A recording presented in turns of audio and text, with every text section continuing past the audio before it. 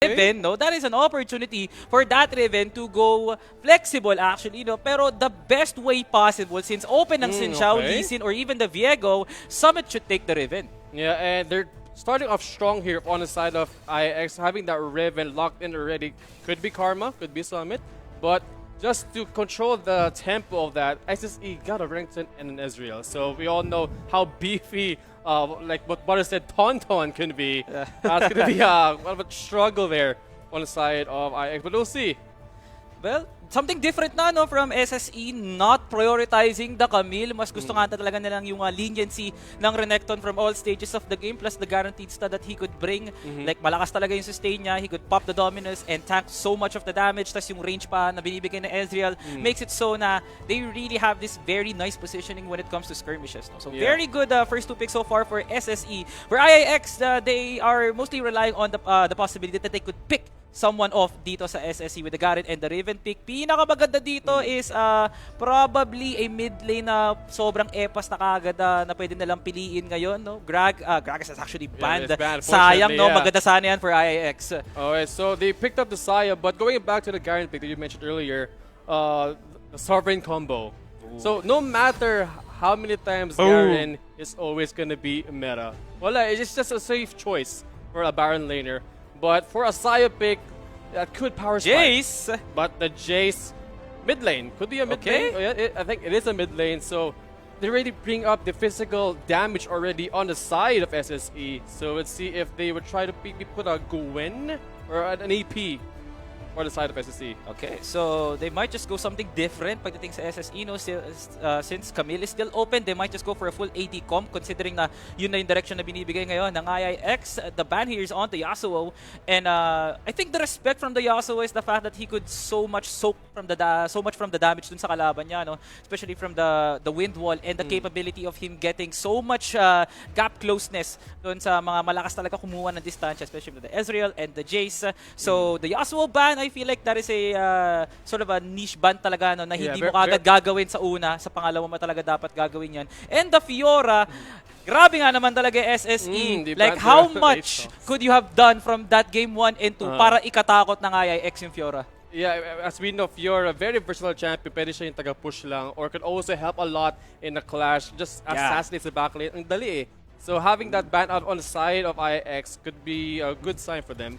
Pero they also banned the Aatrox for the side of SSE. So what's your take on that one? Okay, so medyo okay naman ako sa Aatrox ban. I feel like they just do not want to pair this Renekton with that Aatrox talaga, no? Kasi like the early game, like the amount of abilities that you can throw compared to a Renekton, feel ko naman mas mabilis talaga yung cooldown sa binibigay talaga, no?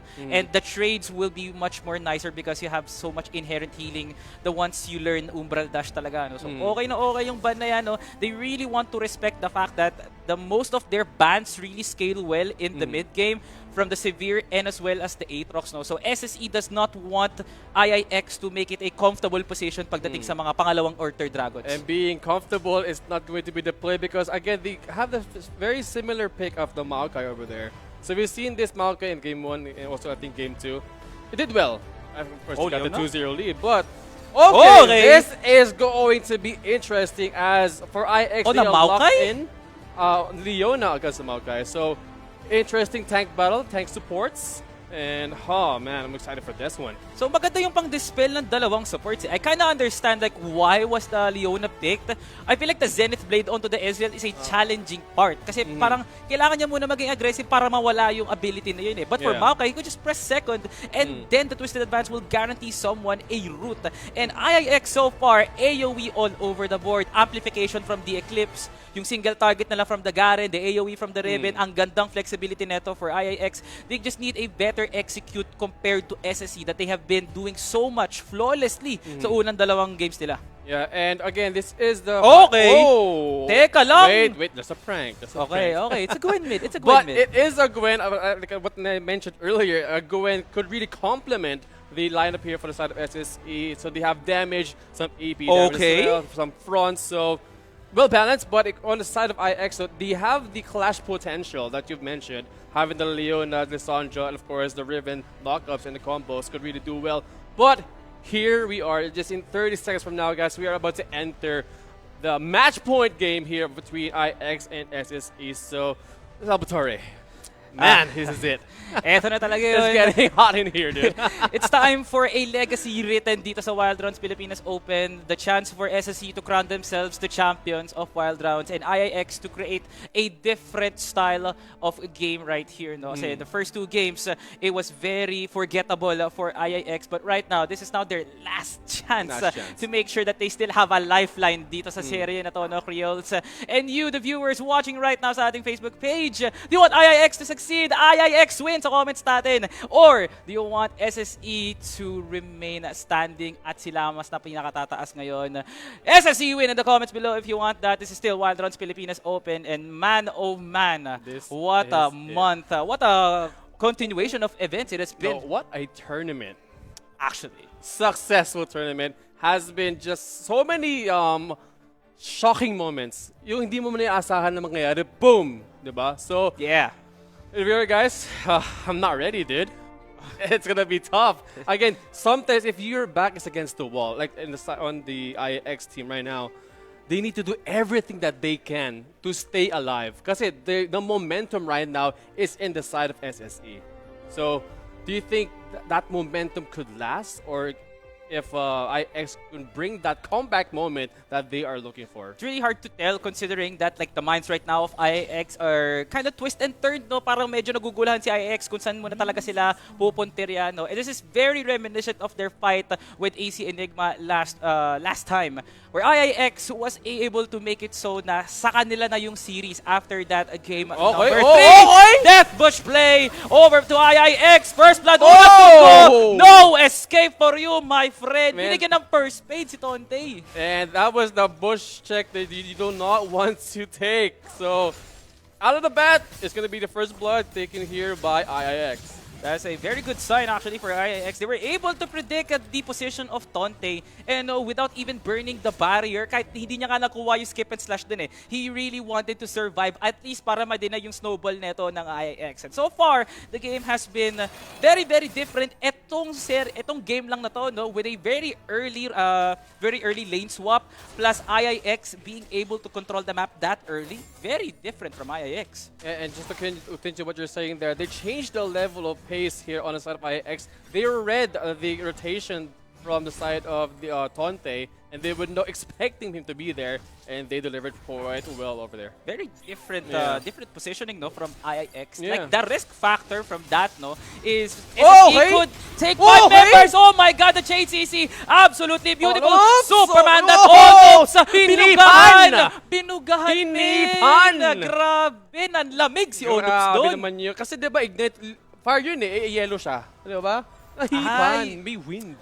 Grabe yung elementalist style for today. Elementalist ka, sir, ha? Multi-talented ka rin pala, parang si Coach Rebs kanina. Isipin mo, pro player, host, coach, kaya nga, ibook na siya dapat. I-book na siya, Rebs. Coach, follow nyo nga siya. Rebenga on his Facebook page. No? Kung gusto niya ng mga host sa mga parties. Parties. Pwede si Coach Rebs doon. Baka bigyan pa kayo ng seminar doon kung paano magpalaro, di ba? Ayun. Yeah. Shout out, Coach Rebs. Your memory still.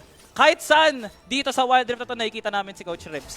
Yung arkitekto ng Torre na yan. Alam ba sila? Si Coach Rebs yung gumawa niyan. Yung blueprint sa kanya galing eh. Simula pa sa unang araw eh. Siya na yung gumawa ng Torre. Siya yung unang Torre. I know. You cannot spell right games without Rebenga. Right, diba? Medyo masakit sa ulo pag inisip ko. Pero totoo yun! Totoo rin ang damage there sa kay Tonte. Okay? Tonte, like, ito talaga yung mga sitwasyon na mapapasabi ka ng ano, pre-play safe ka lang kasi you have like 3 members being hovered onto Tonte. Yeah.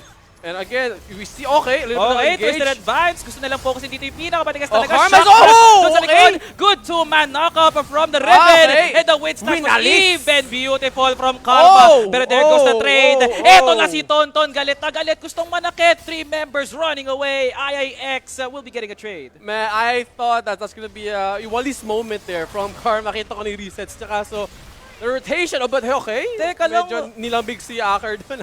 Teka lang, boss. Frozen Tomb was wasted, no, actually, no, without even utilizing even yung Solar Eclipse, man. Oh my God. Solar Flare, rather, no. But yeah, so it has been a wild action so far for IIX and SSE. 2 ultimates down from the support and the mid laner. Kaya nga, so going back, I thought yung malinis ni Karma yung situation. Kaso, again, the rotation coming from SSE was ready for that engage. Ang backup, nag-1-1 pa yung kill nila dun. So now, SSE, it feels like they are kind of like not in the good position compared to the game 2 that they had, because they had the momentum, they know when to attack over to IIX, but currently IIX is delivering the business right now, and so far we're now going back to a very traditional lane. Needlework, the skip and slash, good snip over to Tonte, and Summit on a dangerously position. Kailangan niya na tumakbo pre, decisive strike used as an escape mechanic, and he will be living another day. Garen talaga, the safest choice, and could really survive at any kind of situation. So good aggression, but better escape coming from Summit there. Yes, champion, Garen. First, third, ulti, man, so skillful. That is the sovereign combo, guys. Yun If you don't know, pinaka-ultimate combo. Ano? any rank nga daw yung combo na yun. Riven, fast combo. Like, auto first. Walang-wala yan sa Garen, man. Ang Garen daw kasi, from Iron to Sovereign, iisa lang combo. Bakit magbabago ang combo ng Garen? If Pwede it's not naman, broken, diba? do not fix it. Pwede naman talaga, pwedeng mauna yung judgment, bago yung decisive strike, tapos bang! Ulti ignite. Ganun lang kasimple. Kaya pinili na Summit yan eh. Kasi bakit pa nila papahirapan yung sarili nila, That's no? true. Doon tayo sa SF. Doon tayo sa simpleng-simple lang, no? So far, SSE has now been crawling back to a very equal good lead, no? And there's still the position of the Dragon. Pero magkakaroon na lang dito. Good snare! But even better engage from IIX. It feels like a redemption story, Creoles. 2 kills in the mid lane. Ang sarap nun sa IX. It's like orchestra in front of your eyes. Ang ganda ng setup na huli. We have Tuda and the objective just spawned already, so they can actually take 2 or contest of the next, but as we see right now, they are rotating here on the side of the Guerrilla already. So, okay, they won't contest on this, but still, a good play. Ayaw talaga i-delay ni Summit no? Kung sakaling makarespo pa yung mga kakampi niya doon. Twisted advance. Huling-huli ka, pre. Mukhang masarap ang hapunan ngayon ng SSE. Nice blade caller para ma-disengage si Tactical. And there goes the Shield of Daybreak to stun down Tactical. But they're turning things around. Ikaw at ikaw. Takbo ka na, pre. You know, have teammates left, man.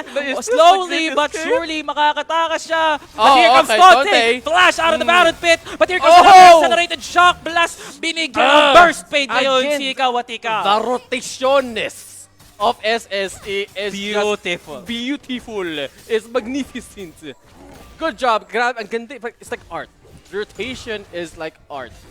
It just felt like a Pokemon battle talaga. A wild Gwen appears out of nowhere. Ano yung expect na Gwen, ha? Saan lang galing yun, di ba? Kung di ako tumitingin sa minimap, di makikita yung Gwen talaga eh. Like, dito talaga ako nakatingin eh. Sa rekta sa champion lang eh. No? So, you would now know, mga kaibigan, wala akong map awareness, kaya di ako pwede maggagaganyan. Now we know, guys. Now we know. There is no place for Salvatore dito sa Wild Rift. Like, gusto ko casual lang ako eh. Gusto ko nagbibigay lang ako ng moral support. Hey. Ayun na, so going to the gold gap. I mean, the gold gap's not that big though. 25.9 to 24.7. So it's anyone's game. Again, IX has the advantage on the on the kills, but in the gold. But here in the bot lane, the middle of skirmish here. Disengage. Okay, everyone's safe. But here we go. Karma nahuli! He's thrown away, slicing and dicing away. Tauntaun, actually, the tree will be taking him down. 3 members of IX now running away as they saw the lifeless body of Summit. Ay, actually, Karma. Si Karma pala. Akala ko si Summit yun eh. Advance naman eh. Medyo nalilita pa ako.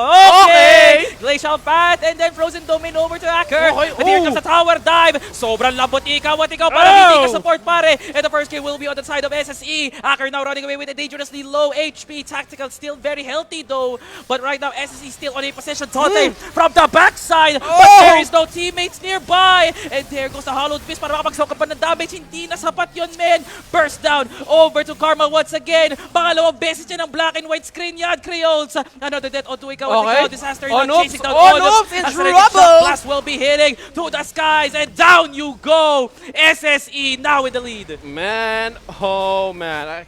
I don't know ano pa kailangan ko sabihin eh.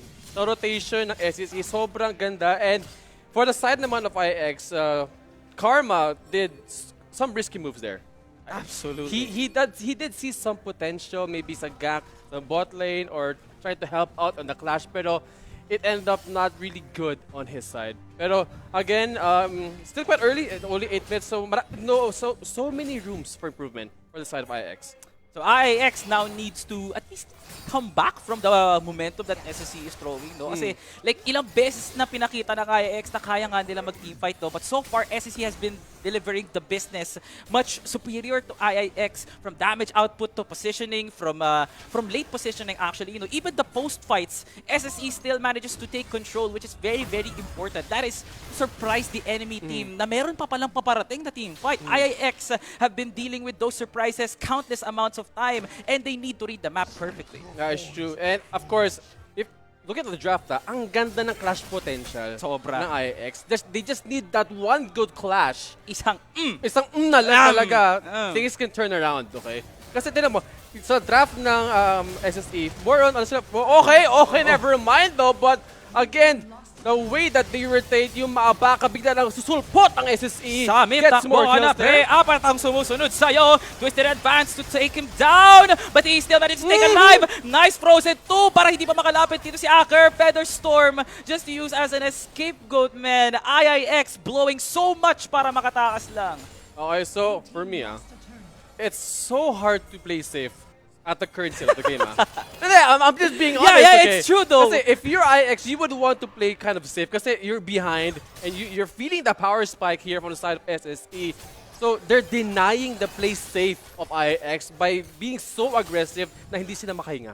Man, Nymeria has been on a roll, man. This man is playing like rent is due. Like, tinan mo pre, combined 12-0 na siya across 2 games sa pinakita niya kanina. I am so convinced that this man is the reigning MVP ngayon dito. Okay, like, so no he contest. knows how to poke, he knows how to position. Nymeria needs to be taken down from IIX, no? Para talagang mapigilan nila yung distansya pinapakita ng SSE ngayon. Okay. Okay, teka Huli lang. naman. May Huli trap si play Acker. dito ang IIX. Oh! Grabe, mala action Jackson yung takasan mo doon, Acker. Prayer reveal naman doon sa crocodile na yan. Sakit ng kay Karma. But here we talaga, go. Pre, may pass antabi daw ang IIX. May pangalawang laban na naman magaganap. Summit na gupitan ng buhay ngayon sa kamay ni Nymeria. And here comes the retaliation from IIX as they nag-group up for into the jungle through shot barrage. Kakainin ito ni Ikaw at Ikaw. Tumatakbo na ngayon yung dalawa pa natitira na gusto pa nga tumesting dito. Hiwa-hiwalay sila. Karma, nakakita ka na ba ng ribbon na corner? Hinahabol na sila ngayon ng SSE. And there goes the last kill. Oh my God, what a team fight by SSE. IIX slowly crumbling down here at the 11th minute of our game. I don't know, but di sila makahinga eh. Ako nga di makahinga din sa nangyayari dito sa game eh. Pero SSE, focus sa goal. Focus eh. Alam mo yung kabayo na may covers sa mata. Yun eh, ganun yung sight eh. They're looking at that prize pool of sa SSE. Dire-diretso na to. Man, SSE, like when Butters and Infinity said momentum, grabe yung kinagalit talaga ng SSE. No? Like they did not turn back from how they dealt with business nung first and second game. SSE has been that consistent of a team, has then been that of a commanding of a decision-making sort of combination talaga. No? So I'm really convinced that SSE, with this kind of playstyle, they could go through lengths with this. Yun nga, we saw the first blood kasi akala ko yun yung momentum build-up ng IIX. Pero as the game progressed, as the game continued, SSE, again with the glorious rotation, the way they engage in the fight na naman. Pero may engage there, okay? We got it a bit low already. Napakasakit, Ang Kuya hapdi. Eddie. Kahit wala namang dapat kamutin, napakakati. My God! Kawat ikaw. Tank ba talaga? Okay, SSE Okay. trying to get this Baron over here. And I think IX might contest Karma is just nearby, but I think they will give this Baron to SSE. Wala yung mga side lanes dito. Who's gonna get it? Under 900. Every Okay. red HP bar is on that Baron pit. Tamang-tama lang na makuha ng SSE. Oy! Summit Nahuli sa is gitna. soaking so much, pre. Pride of Demacia turned into bits by SSE. Grabe. So, usually if they get the Baron, or if you want contest, wag ka na lumapit. Pero here we go. Andyan na. Eto na si Coach Rebs! Ang alaga ni Rebs. Hindi si Aldi Alaga yan. Ah, siya na ba? Si Coach Rebs talaga Ay, siya na pala yun. Si Coach Grabe Rebs talaga nun. Caster na, host pa, T-Rex T-Rex pa pa! talaga, men. Ganyan kaanga si Coach Rebs.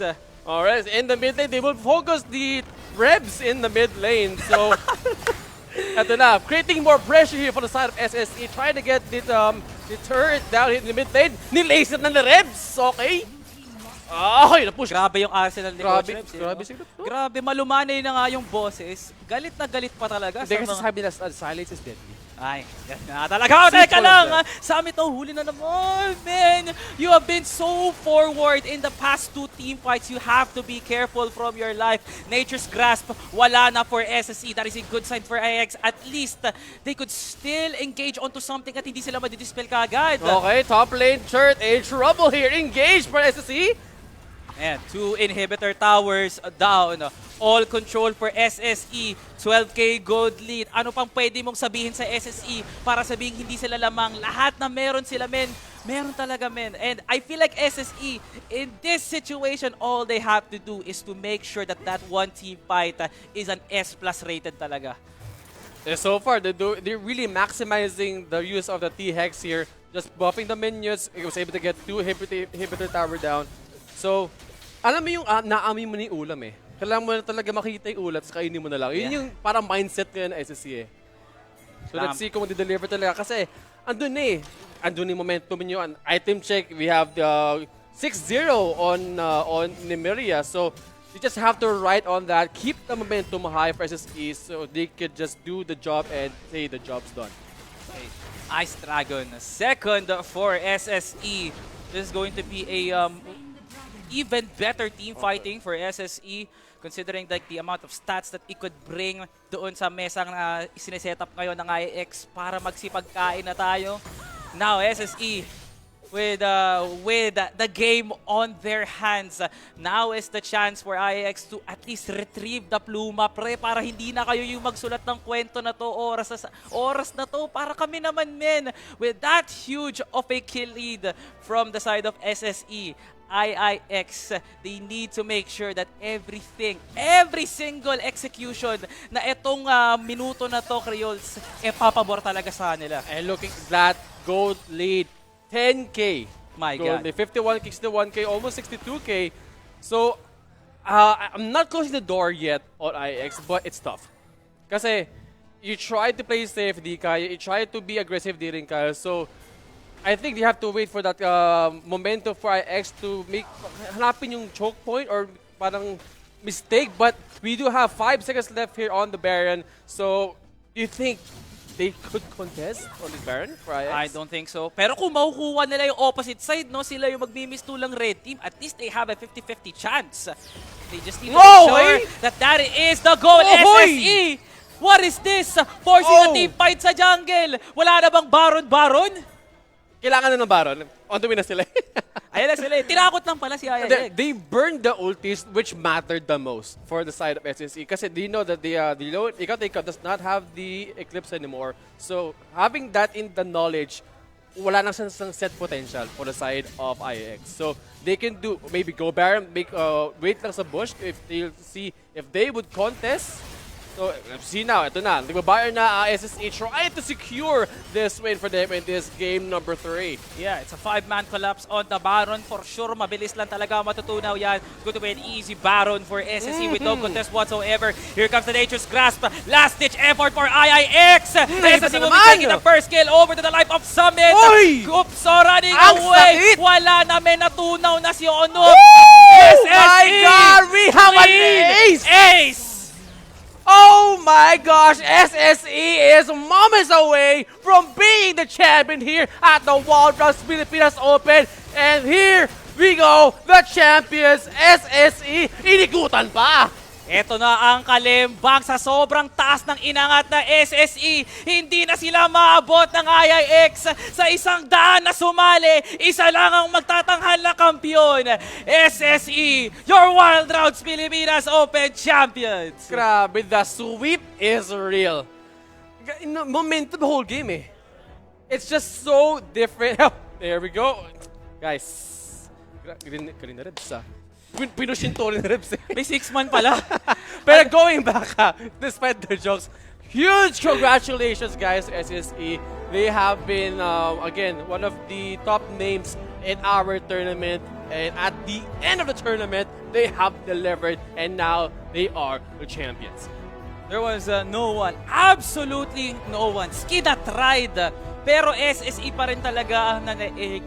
Two titans clashing against one another. It just felt like a fever dream para sa ating lahat, but everything came true at the end talaga. No? SSE writing the history itself, making sure na lahat ng haharang tatabi din kaagad. My God, that is SSE. Remember the name. And remember the name kasi talagang malaman mo na kalaban ni SSE sa following tournaments. It could really lagyan ng kaba moments Kinakabang SSE champion yan So they have that already on their resume. And of course, we should not forget the prize pool. Oh the 1M prize pool. Ang sarap naman. Napakadaming wild Baka first pahingin naman konti dyan. Hingin mga onting pitik lang naman dyan, SSE. Baka naman, di ba? Like, hindi naman siguro masakit pag pumitik ako ng onti na gano'n, di ba? Like, so SSE, sana nakikinig kayo ngayon. Salvatore C5, no? Yung hashtag SBIOR, yung Riot ID ko. Wild course lang, baka naman. Yun lang, ha? Pero ito, I think Clash that really determined Yeah, the that win. clash, man. Inubos Sabi nila, we're gonna end this game with a bang. No, Kung inubos, inace it. Look at the damage. Oh my God. Look at the damage there from 25, man. ni Merit tsaka si Tactica, 24-25k. Oh my gosh. Like, tinan mo ng SSE, that last team fight, pansin mo ba, Creoles, na wala talagang matras sa kanila, puro abante. That's how confident SSE. That once again, jungle na naman ng IIX talagang dapat ipet para sulit yung Nature's Grasp And that's what they eventually did. No? SSE with no turning back, momentum, game decisions from objectives itself, SSE talaga.